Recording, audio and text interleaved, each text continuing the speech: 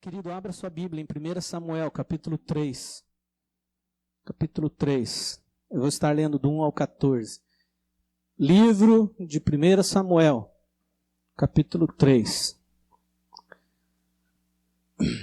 Do 1 ao 14. Diz assim a palavra. Entrando o menino Samuel, servia ao Senhor perante Eli. E a palavra do Senhor era muito rara naqueles dias. E as visões nem eram frequentes. Sucedeu naquele tempo que, estando Eli deitado no seu lugar, ora, os seus olhos começaram a se escurecer, de modo que ele já não podia ver. E ainda não se havia apagado a lâmpada de Deus. E estando Samuel também deitado no templo do Senhor, onde estava a arca de Deus, o Senhor chamou a Samuel. Samuel, Samuel. E ele respondeu, eis-me aqui. E correndo a Eli, disse-lhe, eis-me aqui, por que tu me chamas? E ele disse, eu não te chamei. Torna a deitar-te. E ele foi e se deitou. Tornou o Senhor a chamar a Samuel. Samuel, Samuel. E Samuel se levantou e foi a Eli e disse, eis-me aqui, por que tu me chamaste? Mas ele disse, eu não te chamei, filho meu. Torna a deitar-te. Ora, Samuel ainda não conhecia ao Senhor, e a palavra do Senhor ainda não lhe tinha sido revelada. O Senhor, pois, tornou a chamar a Samuel pela terceira vez, e ele disse, e ele, levantando-se, foi ali e disse, eis-me aqui, por que tu me chamaste? Então entendeu Eli que o Senhor chamava ao menino. Pelo que Eli disse a Samuel, vai deitar-te, e há de ser que se te chamar, dirás, fala, Senhor, porque o teu servo ouve. Foi, pois, Samuel e deitou-se no seu lugar. Depois veio a palavra do Senhor. Depois veio o Senhor, parou e chamou-o, como das outras vezes. Samuel, Samuel. Ao que ele respondeu, Samuel. Fala, o teu servo ouve. Então disse o Senhor a Samuel, eis que eu vou fazer uma coisa em Israel, a qual fará tinir ambos os ouvidos de todos os que ouvem. Naquele mesmo dia cumpriu-se contra Eli, do primeiro ao final, tudo quanto tenho falado a respeito da sua casa. Porque já não fiz saber que hei de julgar a sua casa para sempre, por causa da iniquidade de que ele bem sabia, pois os seus filhos blasfemaram a Deus, e ele não os repreendeu. Portanto, jurei a casa de Eli que nunca, jamais será expiada a sua iniquidade, nem com sacrifício, nem com oferta. Pai, aqui está a sua palavra, Deus. Que realmente, Senhor, o Senhor possa aplicar em nossos corações aquilo que o Senhor tem a falar através dessa palavra. Espírito Santo de Deus, damos liberdade de ação ao Senhor entre nós. Que o Senhor possa encontrar terras preparadas, terras boas para receber essa semente, Deus. Todo o intento maligno, todo poder maligno que impede o conhecimento do Senhor nesse lugar, caia por terra, Pai. Que as nossas mentes possam estar sendo levadas cativas a Cristo e que possamos ver e viver a boa, perfeita e agradável vontade do Senhor para a nossa vida. Em nome de Jesus. Amém. Hoje nós vamos estar falando sobre profetas do Deus Altíssimo. Dentro dos 5 ministérios, nós vamos estar falando hoje sobre o ministério profético. Ministério profético. Nós já falamos sobre o evangelista, nós já falamos sobre o pastor, nós falamos sobre o mestre. E hoje nós vamos falar sobre o profeta. Como diz Efésios 4, Ele mesmo, o Senhor Jesus, deu uns a apóstolos, outros a profetas, outros a pastores, outros a evangelistas e mestres, para o aperfeiçoamento dos santos, para que toda a igreja chegue à estatura de varão perfeito. Amém? Essa unção é a unção de Cristo para a igreja. É a unção que Jesus fluía e tem compartilhado para a igreja. Como nós podemos ver no texto, aqueles dias em que Israel era organizada e dirigida pelo profeta Eli, Deus não se manifestava há muito tempo. Deus não falava, nem por visão, e nem com a forma que ele se manifestava. Por quê? Porque o povo se distanciou de Deus. O povo se afastou de Deus. O povo deixou de seguir os princípios e os propósitos de Deus. E o pior ainda, na casa de Eli, a coisa estava bem complicada. Seus filhos, que deveriam ser os sucessores do profeta Eli, blasfemaram contra Deus, abusavam das coisas, brincavam com a presença de Deus. O que eles faziam, gente? Eles traziam mulheres para dentro da igreja e se relacionavam com elas lá dentro da igreja. O que eles faziam? Eles pegavam o melhor da oferta. A oferta, qual é a parte melhor da carne? Quem gosta de carne? Senão aquela gordurinha gostosa. Era essa parte que ia para Deus, que era queimada para Deus, mas eles tiravam para eles. Eu imagino que aqueles camaradas deviam ser bem gordão. Porque imagine comendo gordura o tempo todo, como é que eles estavam? Porque eles eram relaxados com Deus. Não tinham temor de Deus. Não estavam nem aí para Deus. E Deus falou com Eli, se você for estudar esse texto. Deus chamou Eli e disse para ele, tome providência, Eli. Tome providência, haja. A tua casa está desorganizada. Se você não repreender teus filhos, quem vai repreendê-los sou eu. E horrível coisa é cair na mão do Deus vivo. E Eli não deu conta disso. Ele não quis fazer isso. E a gente estudando a palavra, o que aconteceu? Eles foram para a guerra. E os levitas levavam a arca da aliança para a guerra. E naquela guerra, eles perderam a guerra. Os filhos de Eli foram mortos. E o pior de tudo, a arca foi roubada. Quando a notícia chegou para Eli, e a palavra de Deus diz que Eli era um gordão, bem bonachão, e já estava cego, coitado. Acho que a vista dele, por causa da diabetes, já tinha sido danificada e ele não enxergava muito bem mais não. E ele estava sentado na cadeira dele, e vem a notícia da guerra. Teus filhos morreram, e a arca foi roubada. A nora de Eli, que era esposa de um dos filhos, estava grávida.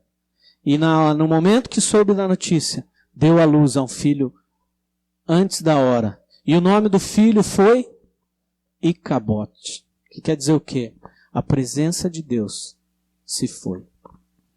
A presença de Deus se foi, de Israel, que era a arca. A arca de Deus simbolizava a presença dele. Mas por que eu estou falando tudo isso, se nós estamos falando sobre o ministério profético?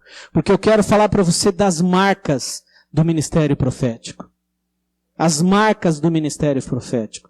O ministério profético é diferente, nós vamos falar sobre isso, do dom de profecias. Tem muita gente que tem dom de profecia e se intitula profeta. Eu sou profeta. Então nós vamos estudar o que é um profeta. Nós vamos aprender sobre isso hoje. E veja, Eli era uma pessoa que deveria ter zelo pelas coisas de Deus, cuidado das coisas de Deus, mas não fez. O que Deus fez imediatamente? Se você não quer, eu vou levantar outro que queira. Gente, eu vou dizer para você, Deus é amor, Deus é graça, Deus é misericórdia, mas também Deus é justo. E Ele não tolera pecado. Não tolera. Não tolera isso, gente. Por isso que às vezes dentro da igreja tem um monte de gente morta. Vem para a igreja, mas está morto. Porque vive nas práticas antigas. Não consegue se livrar de práticas antigas. Não consegue se libertar. Por quê? Porque está faltando temor de Deus. A palavra de Deus diz no livro de Provérbios que o princípio de qualquer sabedoria é o temor de Deus. Você pode ser muito conhecedor de ciências, de matemática, de física, de química, mas para você ser sábio, você precisa temer a Deus. Porque tem muita gente formada, PhD, que não tem sabedoria. Pode ter conhecimento, mas não tem sabedoria. Sabedoria vinda de Deus mesmo, gente. Por que sabedoria vinda de Deus? As situações fogem da nossa mão, muitas vezes, não é verdade? Muitas vezes fogem da nossa mão. A gente não consegue dar conta de resolver. E aí vem a sabedoria de Deus. aí vem. Porque daí Jesus vem e diz assim, ó, minha paz vos deixo, minha paz vos dou. Não como o mundo dá, mas é uma paz que vem de dentro. As coisas podem estar terríveis para fora, mas lá dentro a gente está em paz. Porque a gente sabe que Deus está no controle. Então, o ministério profético é marcado por essas coisas. Eu quero falar algumas coisas sobre isso, sobre o ministério profético. Essa confusão que se formou na igreja de profecia e ministério profético. Quais são as marcas do ministério profético? O ministério profético. Deixa eu falar antes dos dons de profecia.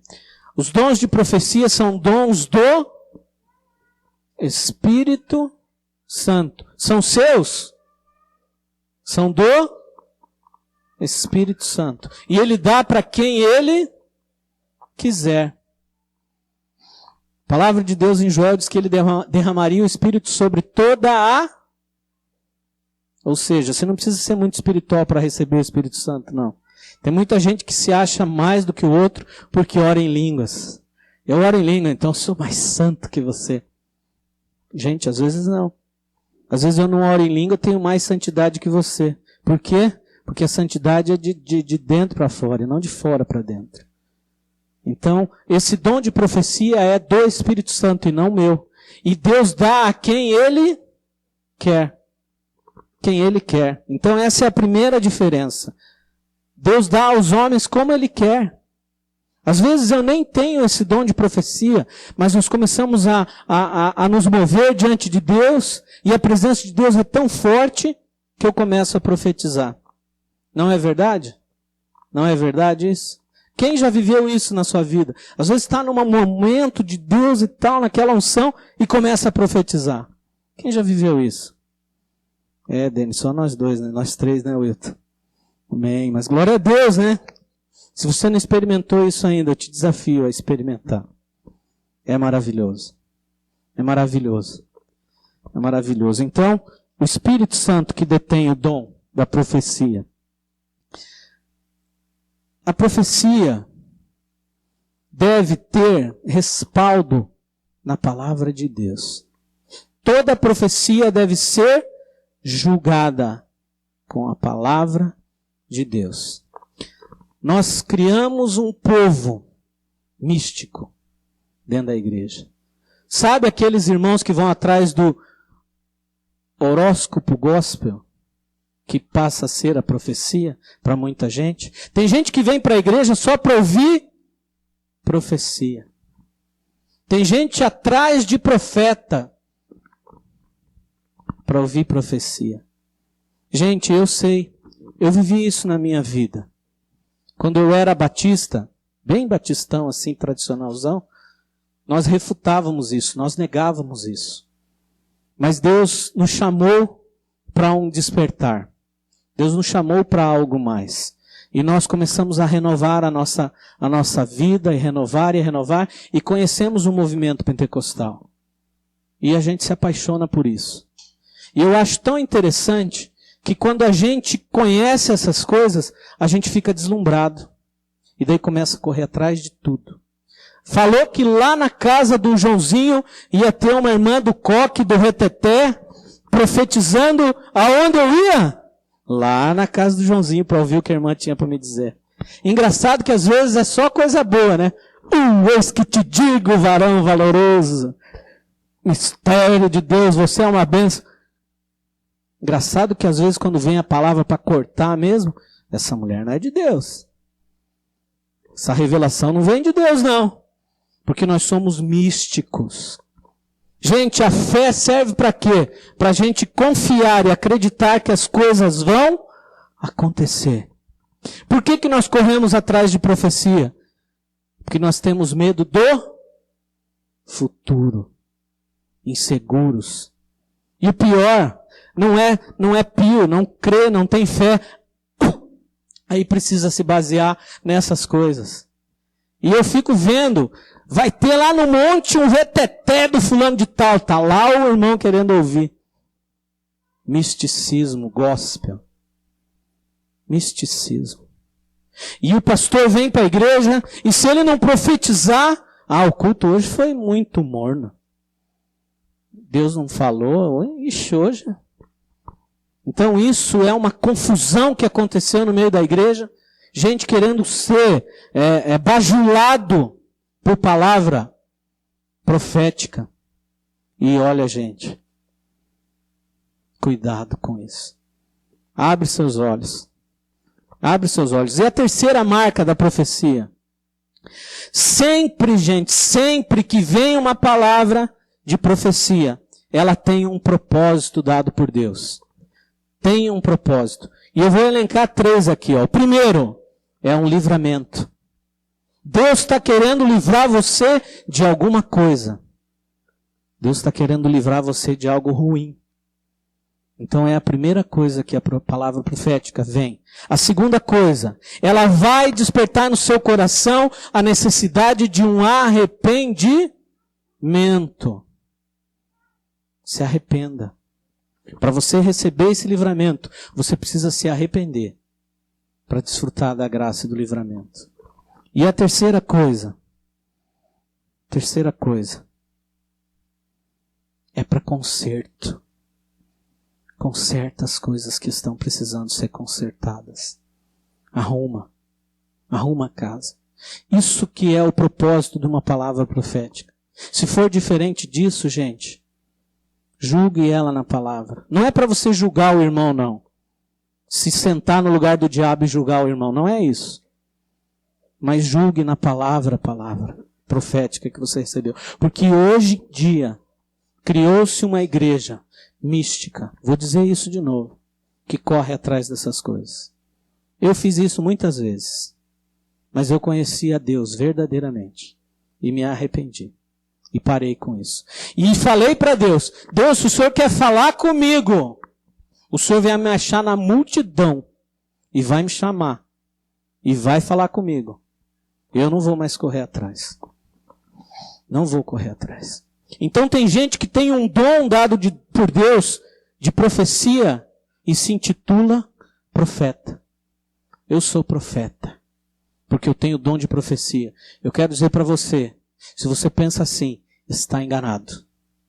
Você está enganado. Você tem um dom que o Espírito Santo te deu para você profetizar. Lá em 1 Coríntios fala sobre isso, 14, versículo 1, fala sobre, busquem os melhores dons, o amor e tal, e, acima de tudo, profetizar.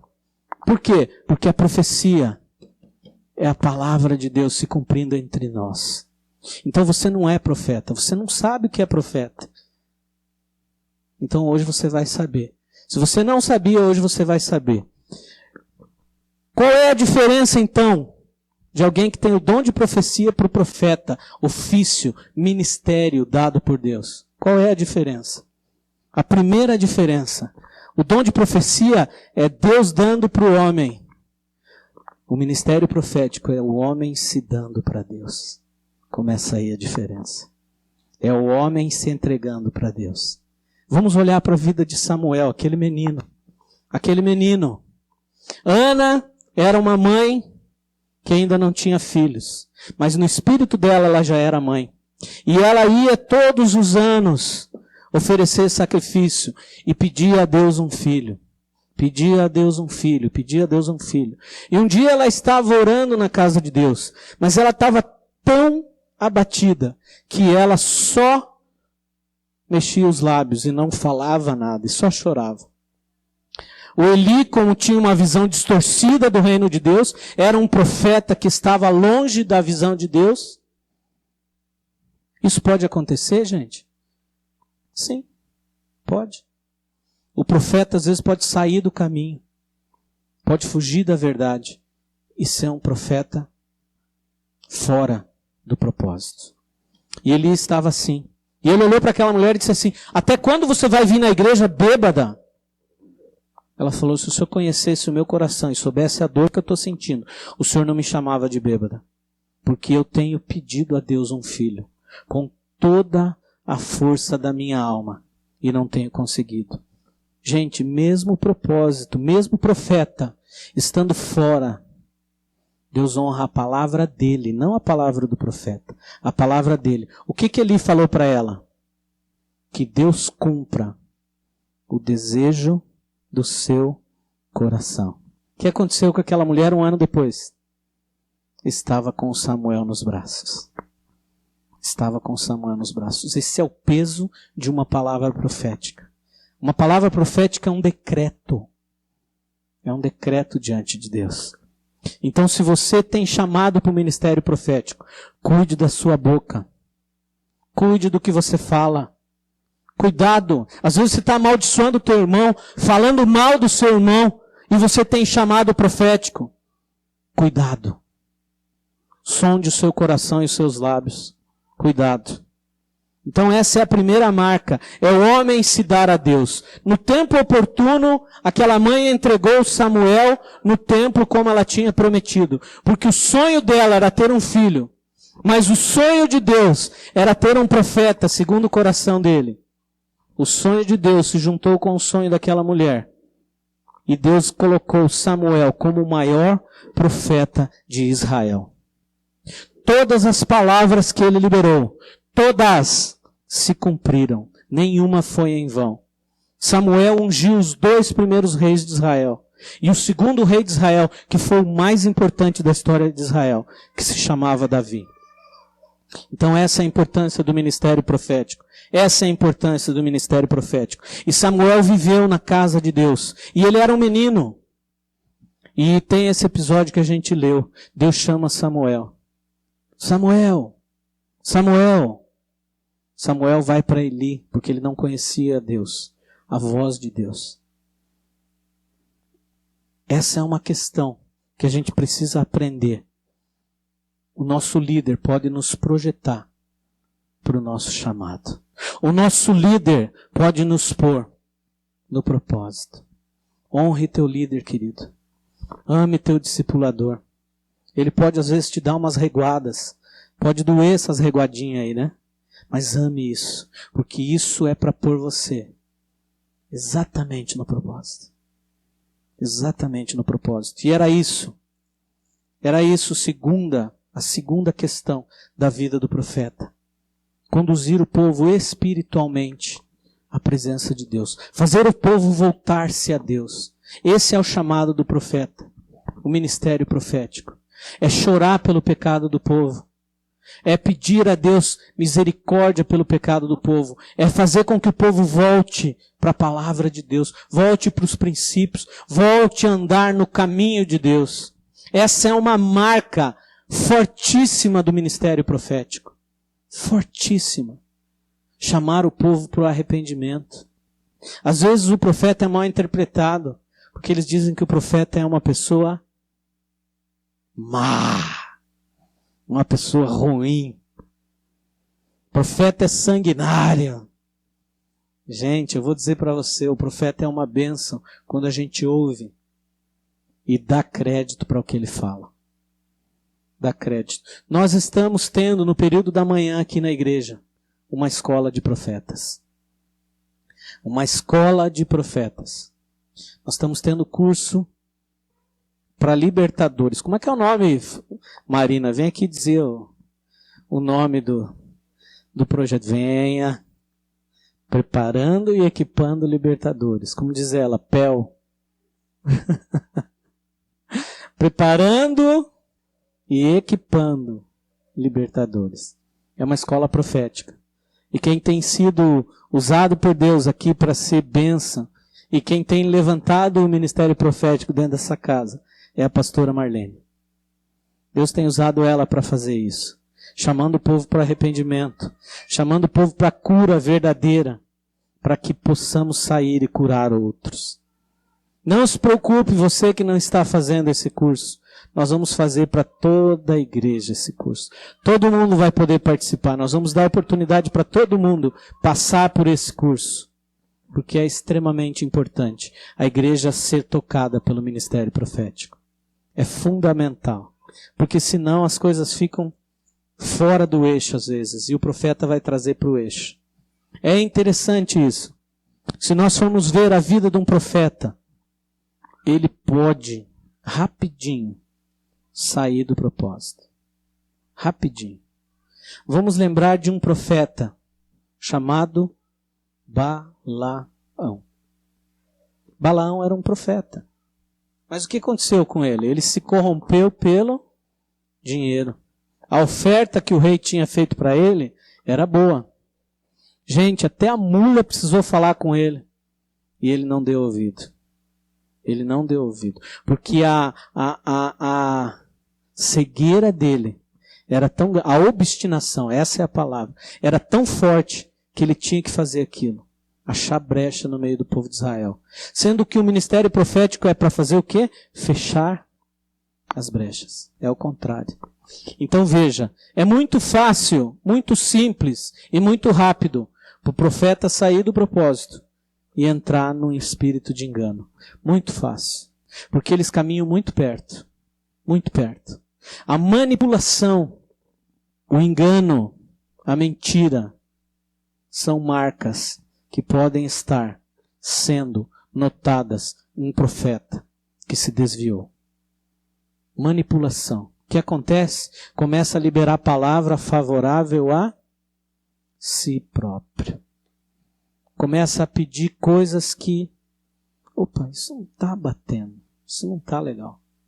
Então cuidado. Igreja, estou dando oportunidade hoje de você aprender sobre esse assunto. Porque a marca do profeta sempre vai ser a verdade. A volta para os princípios da palavra. A volta para a verdadeira motivação de seguir a Jesus. E eu quero dizer para você, o último livro do Velho Testamento, fala sobre isso. Último livro do Velho Testamento. Lá no finalzinho deles, fala sobre isso. Antes, lá no capítulo 4 de Malaquias, antes que venha o terrível e grande dia do Senhor, eu vou liberar sobre a terra o profeta Elias. Gente, eu quero fazer uma pergunta para vocês. Elias já não veio? Elias já não esteve aqui? Será que Elias vai voltar? O que vocês acham? O que vocês acham? Ele não morreu, né? Ele foi levado aos céus num redemoinho, né? Será que Deus vai mandar o Elias de novo aqui em carne? O que vocês acham? Nossa, houve-se um silêncio. Não, gente. Ele vai despertar dentro da igreja o ministério profético na unção de Elias. Elias não tinha medo de entregar a sua vida pelo ministério profético. Elias não tinha medo de confrontar Jezabel, que era a rainha, esposa de Acabe, que tinha levantado o povo para adorar Baal. Elias até chorou diante de Deus, dizendo assim: Senhor, só fiquei eu, mais ninguém, todo mundo está adorando Baal. Aí o Senhor diz para ele assim: engano seu, Elias. Eu escondi muitos profetas. Eles estão escondidos. Então, gente, tem um propósito isso de Malaquias. Tem um propósito bem grande. Esse propósito é o quê? É colocar as coisas no lugar. Veja a marca do ministério profético. É pôr as coisas no lugar. É converter o coração dos pais aos filhos. E dos filhos aos pais. Sabe qual é a grande dificuldade que nós vivemos nos nossos dias hoje? É o relacionamento do pai com o filho. É o relacionamento do pai com o filho. O diabo conseguiu fazer uma confusão nisso. Mas Deus vai liberar a unção profética de Elias para pôr as coisas no lugar. E eu quero dizer você que é pai e mãe. Erga sua mão aí, você que é pai e mãe. Querido, é o teu coração para o filho. É você que vai ter que tomar atitude. É você. Você que vai ter que se mover em direção ao seu filho. Orar, abrir o caminho para chegar no coração dele. Qual é a maior dificuldade disso acontecer? Qual é? A luta, as mágoas, as feridas do relacionamento, as coisas que foram geradas no decorrer dos anos. Meu pai bateu demais em mim. Minha mãe bateu demais em mim. Meu pai era cruel comigo. Minha mãe era terrível comigo. E Deus quer curar isso. Deus quer curar isso. E você, filho que está aqui, quantos são filhos? Aí todo mundo tem que levantar a mão, né? Todos são filhos. Deixe seu pai chegar no seu coração. Deixe seu pai tocar o seu coração. Abra as portas para ele vir. Eu conversei com dois discípulos meus, no discipulado esses dias. E eu lancei um desafio para aqueles dois abençoados. Falei, eu quero que vocês façam um voto com Deus de fazer algo com o pai de vocês. Gente, para mim era fácil, mas para eles não tem sido. Então qual é a minha função? Orar por eles para que isso aconteça. Quanto tempo faz que você não vai fazer alguma coisa sozinho com seu pai? Quanto tempo faz que você não sai com a sua mãe? Convida ela para sair fazer um lanche. Sem compromisso. Não queira comer o lanche dela, seu bocão. Rapaz. Convida ela e paga o lanche dela. Deixa ela comer gostoso o seu lanche.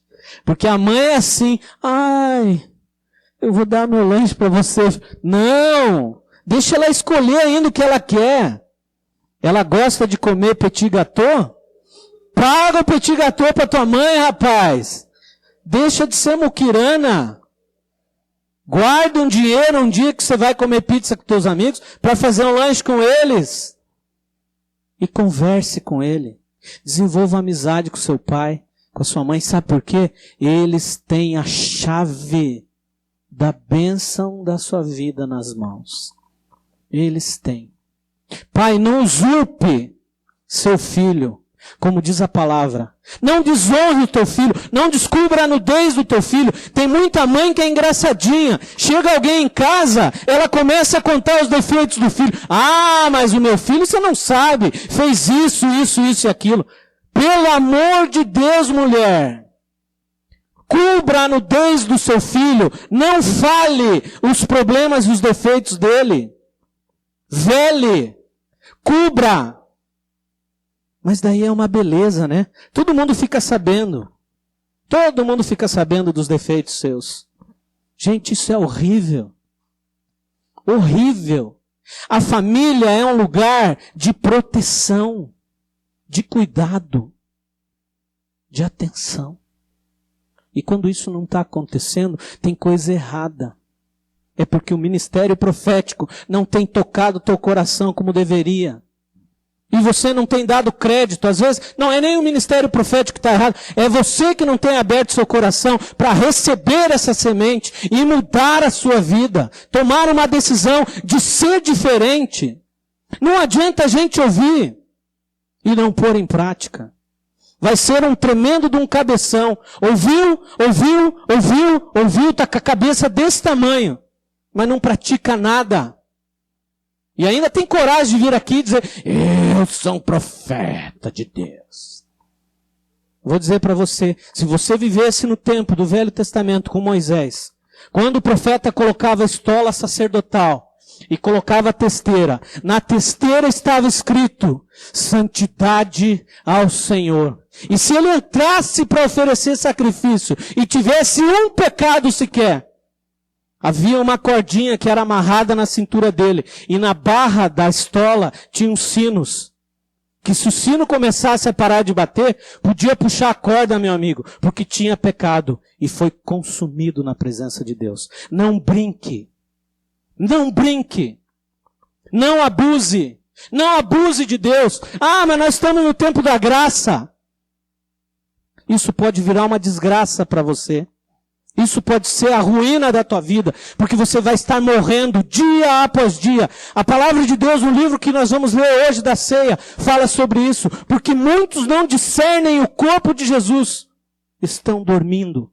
E há muitos que já morreram, mas dentro da igreja estão vivos, mas é espiritualmente falando. Porque não dá crédito, não dá voz e ouvido para o ministério, que é esse de arrependimento, de quebrantamento. Quando a gente ouve e quando a gente vê a vida daqueles profetas, a gente fica constrangido.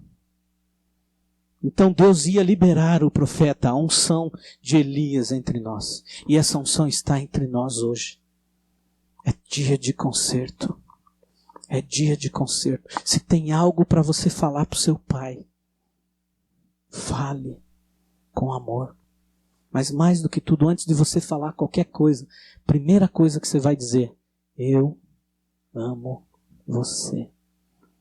Eu te amo. Eu amo você, meu pai.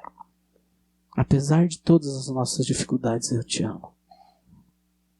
Você vai ver que a coisa vai ser diferente. Porque se nós simplesmente criticarmos os nossos pais, qual é a nossa hábito comum? Meu pai é um careta. Meu pai é um quadrado, ele é de outro tempo. Não está na minha vibe. Pensa isso mesmo. Tem um abismo aberto diante de você, levando você para a perdição. Hoje é dia de conserto nesse lugar. Quando a gente fala, eu falei para Deus, Deus do céu, ministério profético, Senhor, o peso é grande, mas eu quero dizer para você, hoje é dia de conserto. Hoje é dia de manifestação de poder de Deus nesse lugar. Porque o ministério profético toca as pessoas com esse poder de Deus, com essa manifestação de graça e de unção poderosa que abre as cadeias, que despedaça os jugos e que tira a servidão. Tira a servidão. Qual é a outra questão do ministério profético? Qual é a outra questão? Dentro dos 5 ministérios, o ministério profético vai ser aquele, especificamente na função dos 5, que vai estar orando junto com o ministério apostólico, discernindo tempo das coisas e modo que devem ser feitas as coisas. Se você sente chamado para isso, quero dizer para você, é algo extraordinário. Mas o profeta é alguém que tem profunda intimidade com Deus. Se você não quer ter intimidade com Deus, então você não tem chamado para o ministério profético. Não vou ser hipócrita de mentir para você. Se você não gosta de ler, se você não gosta de orar, se você não gosta de jejuar, se você não gosta de se relacionar com Deus, já te digo imediatamente, você não tem chamado profético. Ou se você quer ter, você precisa caminhar nessas coisas. Pede para Deus te ajudar. Porque o profeta é aquele que tem intimidade com Deus. Tem ligação direta com Deus. A palavra de Deus diz assim, que nada vai acontecer na terra sem antes ele falar para os santos profetas. Gente, eu quero dizer para você, e terminar com o exemplo de um profeta que a terra não foi digna de pisar, que viveu entre nós. E o nome desse homem era João Batista. Gente, todo mundo tinha João Batista como louco. O camarada vivia lá no deserto. Comia gafanhoto com mel silvestre. Devia ser muito bom. Porque aquilo é muita proteína, né? Eu olho para vocês e morro de rir a cara que vocês fazem quando eu falo isso. Imagine aqueles gafanhotão bem bonito. Ele dando uma talagada assim com mel por cima. Ele se vestia de maneira estranha, com peles de carneiro. Mas qual era a pregação de João? Raça de víboras, se convertam e creiam, porque é chegado o reino de Deus. E a pregação profética custou-lhe a cabeça, literalmente. Se você tem chamado profético, disponha a sua cabeça, querido. Disponha a sua cabeça.